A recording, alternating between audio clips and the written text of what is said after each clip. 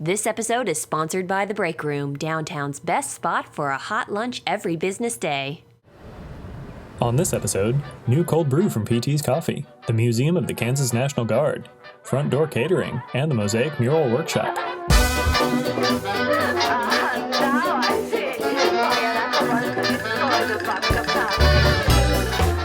We've got some folks in our studio who are telling us all about an exciting new product from PT's Coffee. We've got Beta, Kimber, and Autumn with us. How are you, ladies? We're doing great. Well, thank you for being here. Really do appreciate having you. Well, tell us about this new product. I'm seeing it wrapped in this paper bag here. It's good times. Yeah, this is something new that we're launching this year. One of the things about coffee as an industry is that hot coffee is loved and great in the wintertime, and then we get to spring and summer, and people are looking for a cold brew option to still enjoy the coffees they love. So one of the things we wanted to do this year was put a package on it to get people excited, give them an experience that they can take on the go and make it convenient and fun. So what we have here is different cold brew options that we've bottled. And you can buy them individually, like you see here, in several different flavors. Well, I say flavors, but kinds, I say. Or you can buy the 4-pack option, which is the Quadzilla. All right. Excellent. And now when you say, cold brew bottles or, options of the coffee, are we talking about, a real traditionalistic coffee taste in the bottle? Or are we talking about these like Frappuccino, milky, fluffy kind of coffee drinks? Right. Well, the Cold Front is it's a blend that we've created specifically for cold brewing coffees, but there are many different ways to brew cold coffees. These do not have milk or sugar added to them. Okay. The Cold Front is done through what you call the cold press method. Some people call it the toddy method. There's a brand called Toddy out there. We use Filtron, but you grind the coffee and you put it in this vessel, and then you steep it with water for 18 to 24 hours, and it sits there, and then you drain it out. It's very low in acidity. It's really chocolatey. It pulls out those deeper brown sugar chocolate notes. People really like it. It's nice and smooth. It's good for people who have sensitive stomachs, as well as just want a cold brew. And then we have one that's called the Kyoto style or Japanese cold drip method, and it's a beautiful piece of equipment where you have a glass vessel of water that drips water one drip at a time. You can change the time and whatnot, but then there's the vessel of coffee underneath it that is fully saturated. One drip of water goes in, one drop of coffee comes out. And that gets you another flavor. It's also deeper than your hot brewed coffee, but it does bring out some of those brighter notes that you might. It's more tea-like. It's a little bit brighter, more refreshing, whereas Cold Front is that chocolatey, deeper. So are these bottled for people to consume? Is the idea that, for them to consume them straight from the bottle or to pour them over ice, or is it up to your discretion? That's absolutely up to your discretion. It is delicious out of a bottle. You're at a picnic, you're camping, whatnot, just pop the top, drink it that way, or over ice with some cream and sugar. Also, we won't look bad. That is a delicious way to drink coffee. That is fine. And coffee, it's a subjective experience. So if you like it on ice with cream and sugar, have at it. I know we've had some people who have tried them that way and they love it. We're doing some experimenting ourselves with what can we add to them to enhance what they already have. So it's really fun, and Autumn mentioned the Kyoto. What you'll notice in our offerings is that the Kyoto method, we really focus on the single origin coffees. So we really focus on, this coffee comes from Colombia. So what can we extract from it by using this Kyoto that's different than maybe one from Indonesia? The Cold Front, we can mass produce it by using the Filtron. And that's really, really good for people who are, just breaking into cold brew coffee and want something, rich and sweet and smooth. It's going to be the perfect option for you. You just mentioned just breaking into the cold brew coffee. PT's is, a force to be reckoned with in the barista and the coffee world. So proud, to have that here in Topeka. Hometown heroes. Yes, I love it. So how new is this cold brew bottling process?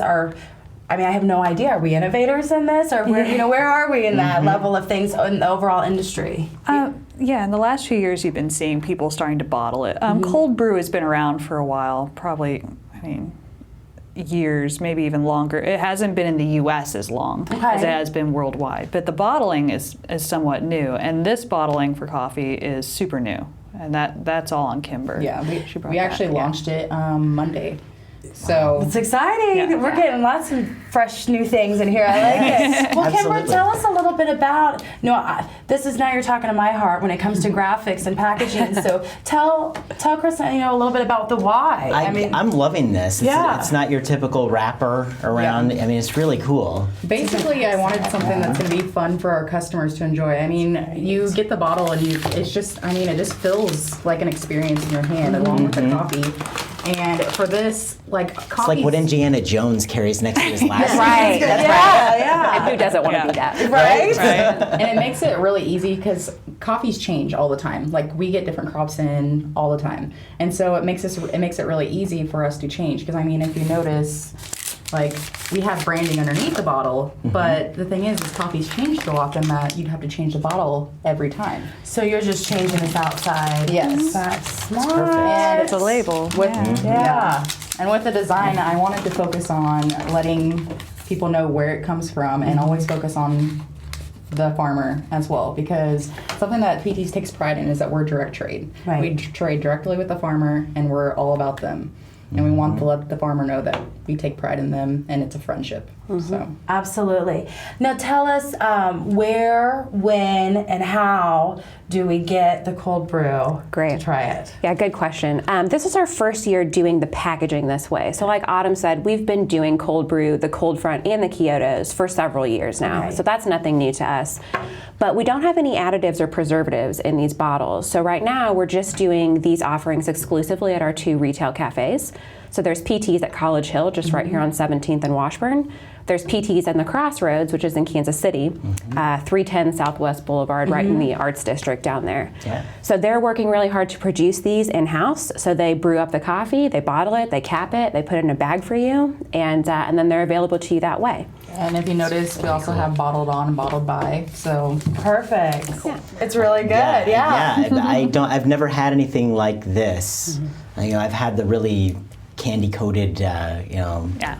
and this is. I'm so pleased that that's not what this is. It is. It is very good. It's not refreshing. another, bottled product. This is good. This is really good stuff. So, well, very good thank you for innovating, and thank you for Hey. being with us here today. Thank you guys for having us. It's exciting. Really do appreciate it. Of course, that's Beta, Kimber, and Autumn from PT's Coffee. Thank you so much. I'm here with my friend Ed Gerhardt from the Museum of the Kansas National Guard. How you doing, Ed? Great. It's great to see you. We had you on the show a while back, but you've got some great stuff happening out at the museum here.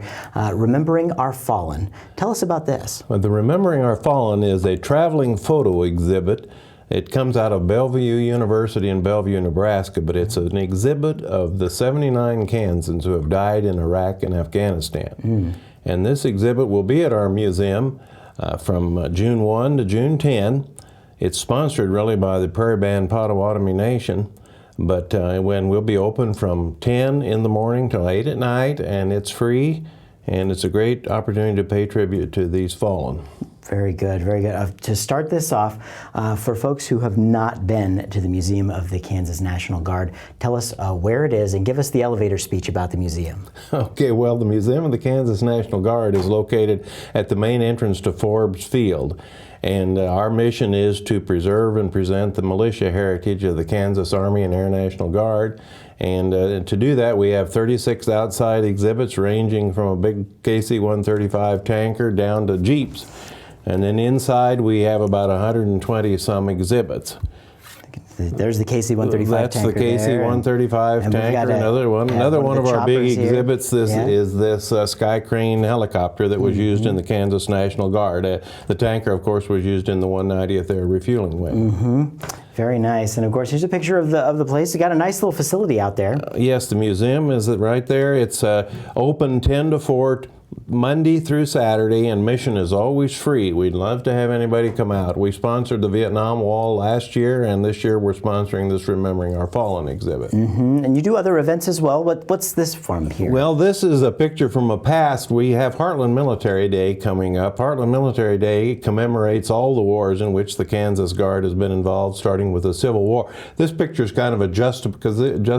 position because we've got a Civil War soldier with some World War II USO girls, the Kansas City Betties. But that will be on June 6th and Saturday when we have a big schedule of activities for that. Now, my dad was a huge fan of MASH, and I used to sit there and watch it with him all the time, and you guys have a MASH tent out there. Tell us about this one. Right, we have a full-scale replica of the MASH swamp tent that BJ and Hawkeye and all of them lived in, right down to the still. And this was given to us by a former Kansas Guardsman.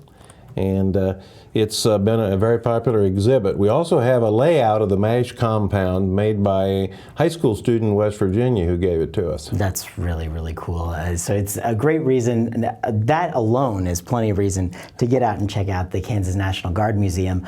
But we do want to get back on task here to the event, Remembering Our Fallen, which is happening again June 1st through the 10th out there.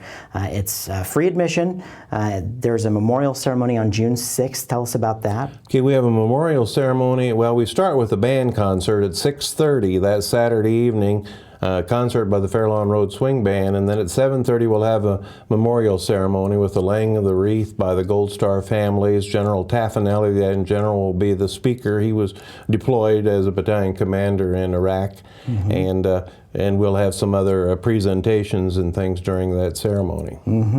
And of course, that is Heartland Military Day out there as well. So tell us a little bit about some of the things that are happening for that. That's June 6th. Okay, again, this is all free. The Heartland Military Day starts with a pancake feed at 7 o'clock on Saturday morning, 6th June, and then we go straight to the Reveille ceremony at 8 o'clock. Then at 10 o'clock, 10:30, we have our first battle reenactment. At 11 o'clock, we have the Topeka Big Band performing. And then 1 o'clock, we have a panel of Iraqi war veterans, Operation Iraqi Freedom.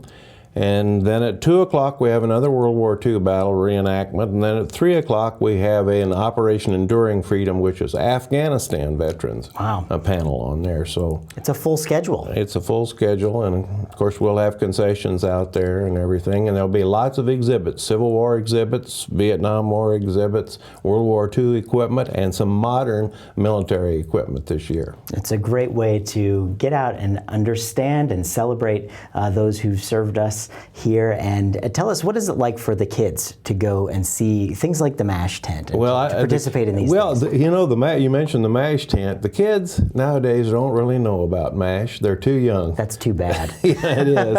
I mean, my daughters were in high school when that thing, it closed in '83, the show did. So, but the kids love to, they can get in the Jeeps, they can sit on the tanks and some of the big artillery pieces and things outside, but they like to see the exhibits. We now also have a virtual parachute descent trainer, which the 190th used to use to train their air crews. That's cool. And we can give people virtual parachute jumps. Now, how's that work? Well, we strap them into a kind of a hanging apparatus there, and we put some goggles on them, so they, the virtual goggles, and we have computers, and we set how high we want them to jump and the wind speed and all that, whether we want them to jump onto a beach or an aircraft carrier or a mountain or whatever, and press the button. How the wind simulated? Well, the wind, we have a fan. Okay, all right, now, that makes the wind sense. we set with the computer if we want to set wind speed, but we have a fan that blows on the people as they're hanging there. Oh, that sounds like fun. Yeah, it is. Okay, well, folks, make sure you've got it down in your calendar to celebrate at the National Guard Museum out at Forbes Field. Remembering Our Fallen is happening June 1st through the 10th, so you have a window of time to get in there. And of course, Heartland Military Day and the memorial ceremony for Remembering Our Fallen is happening Saturday, June 6th. I want to thank you, Ed Gerhardt, for joining us, and I hope everybody gets out there to support you guys. And even if you can't make it during that time, you can go. When are your regular hours? And our regular hours are 10 to 4, Monday through Saturday. So there's plenty of opportunities to get out there and celebrate our military history with the Kansas National Guard Museum. And admission is always free. I think that's pretty cool as well. So that's very good. So it's free and it's accessible.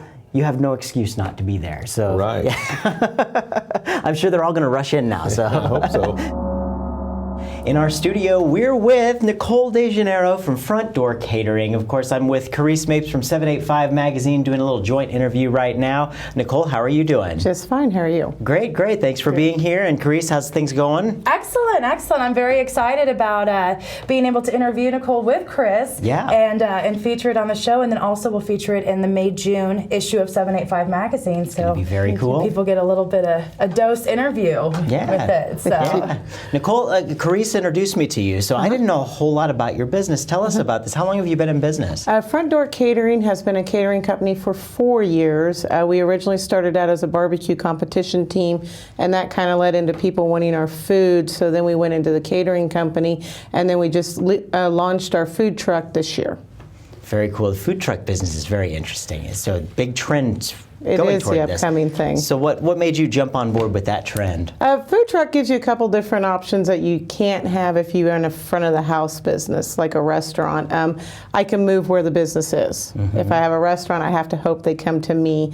And it gives you the ability to pick up and do a bunch of different functions in town. You're not just stuck one place, and it's cheaper, to be frankly honest with you. I mean, I'm not paying rent, I'm not paying electricity bills or any of that. Yeah. So we're catching you on day 2, literally, of having the food truck. The first day you were in front of the Capitol on 10th Street. Yes. Today you were over by KDOT. And then, so Friday, tomorrow you'll be... Tomorrow we'll be in front of the court clerk house and the courthouse a little bit on Quincy. Okay. Anything that has happened in the last 48 hours of having this food truck that shocked you, that has surprised you, that you've been overwhelmed? Anything that you want to share? Not really. It's been really interesting to see the people and meet all the people that come up to your truck. You know, they all have a story about barbecue, or they all want to ask you about barbecue, or the logo, or the truck, or how's it going. And it's been really interesting. It's been a lot of fun. I've had the privilege of trying your food out at the competitions, like Smoke on the Water. I know you just recently finished up with the huge Osage City competition. Tell me a little bit, are all of the competition style barbecue, is that what's being served at the truck, or how is it different? Competition style barbecue is very different than what everybody expects to eat as barbecue. Best example would be ribs. Most people want their ribs falling off the bone. In competition style barbecue, you're not allowed to turn that in. That will get you disqualified. But the pulled pork and the brisket and the chicken, yes, that's all pretty much competition style barbecue. It's all rubbed with the same rubs, and we use all the same sauces that we do use in competition. It's just how you cook the ribs is a little different than what I would serve for my customers versus what I serve for my competition team. So how do they know where you are?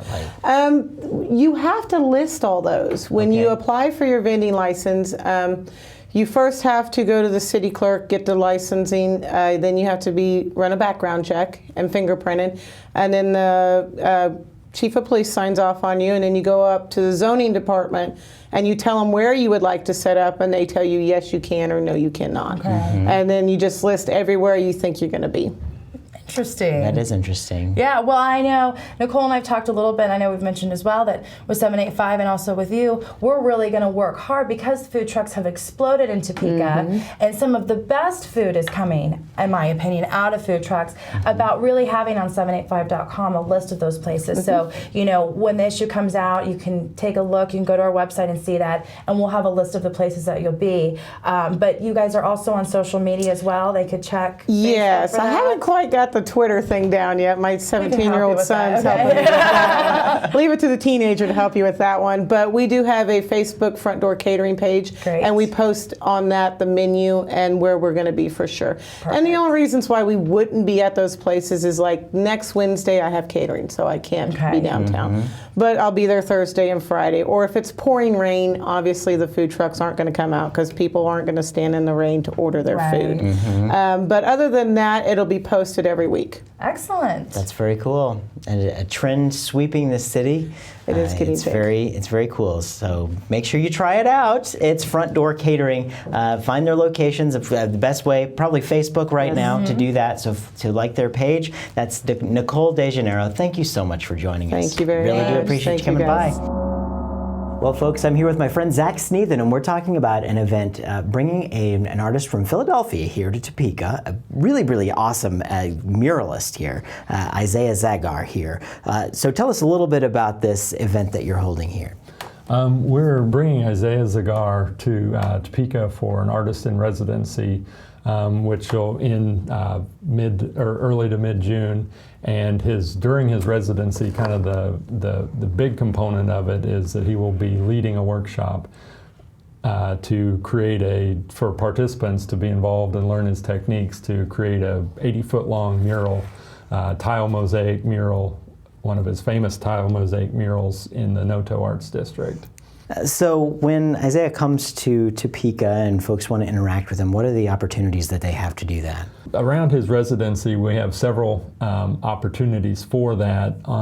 He's going to be in Topeka in Kansas from about June 3rd through the 15th, I believe. Mm-hmm.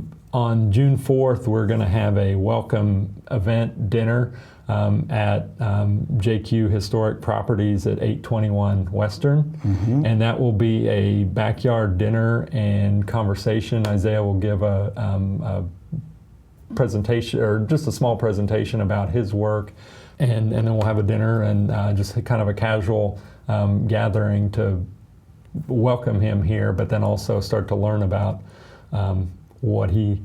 his work. And then kind of the big piece of when he's here is the workshop, where we can have up to about 26 participants involved in a 2-day Saturday and Sunday workshop to create it'll be 80 feet long on the face of 2 sides of a building and about 12 feet tall mural. And you'll learn the techniques of he'll have the design on the wall, but in terms of building the mural, the participants will learn kind of start to finish his techniques for building these, and we're identifying a handful of apprentice positions. If people are interested in being an apprentice, that they would work a little bit beforehand and after those workshop days to see kind of the early stages, the planning and setting up, and then the kind of all the way down to the final polishing and cleaning of the mural, so that our hope is, and our goal is that these apprentices and really the other participants take what they learn, are interested in what they learn, and can really spread this throughout the city, very similar to how it's happened in Philadelphia, in that he's got over 200 installations in the Philadelphia area and then a handful around the world. Well, I think this is going to be spectacular, and thank you for all the work you've done to bring this to town, and we want to make sure that everyone gets out and supports this great cause, a great artist. You've been working with the Mulvane Art Museum on this, so it's a great partnership as well. So they're going to, in conjunction with this, the Mulvane is going to be hosting 17 of his pieces that will be available for purchase, obviously smaller than a 80-foot mural, but will be May 15th through August 1st, and then on June 11th, they'll be in the middle of that. While he's here, there'll be a artist reception and talk. I want to encourage everyone to get out and check out Isaiah Zagar's exhibit coming here. You can find out more information at notoartsplace.com about this incredible set of events and coming through his residency. Get it on the calendar so you know when to have it on your radar. June 6th through the 7th, Noto Arts District in Topeka here. So, well, thank you so much for telling us about this. You. I hope everything goes smashingly well.